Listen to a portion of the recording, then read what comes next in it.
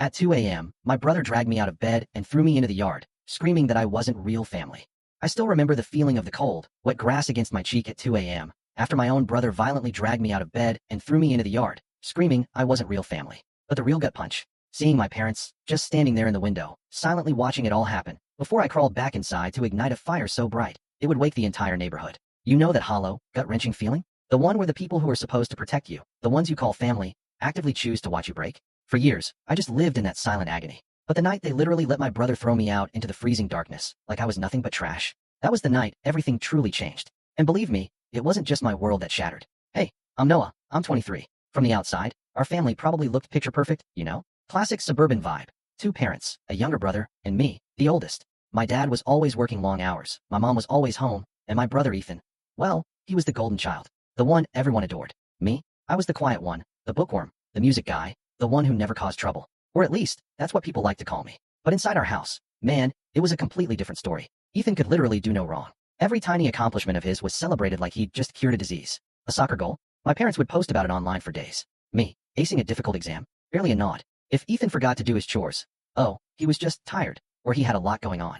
If I forgot, I was lazy, ungrateful, irresponsible. At first, I tried to convince myself it was just normal sibling stuff, you know, how kids are treated differently. But as time went on, it became terrifyingly clear. This wasn't just sibling rivalry. This was blatant favoritism. And the older I got, the more painful, the more humiliating it became. By high school, Ethan had truly mastered the art of being cruel when no one else was looking. He'd shove me into walls in the hallway, mock me in front of his friends, call me the spare, or the accident. When I dared to tell my parents, they'd just shake their heads and laugh. Boys will be boys, my dad would say, usually adding, you probably provoked him anyway.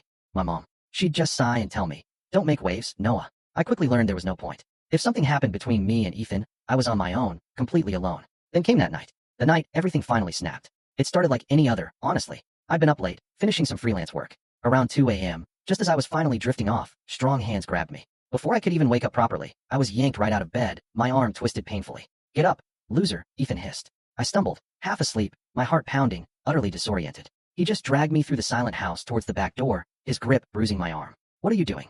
I croaked, my voice thick with sleep and fear. You don't belong here, he spat, shoving me forward. You're not real family. Mom and Dad don't even want you here. You're just taking up space. God, his words cut deeper than any physical blow ever could. He flung the door open and shoved me outside into the cold, damp yard. I tripped on the steps, hitting the wet grass hard. The shock of it jolted me fully awake. I looked up, stunned, as Ethan loomed in the doorway, his silhouette framed by the kitchen light. And then I saw them. My parents, standing right there at the window, just watching, not moving, not saying a word.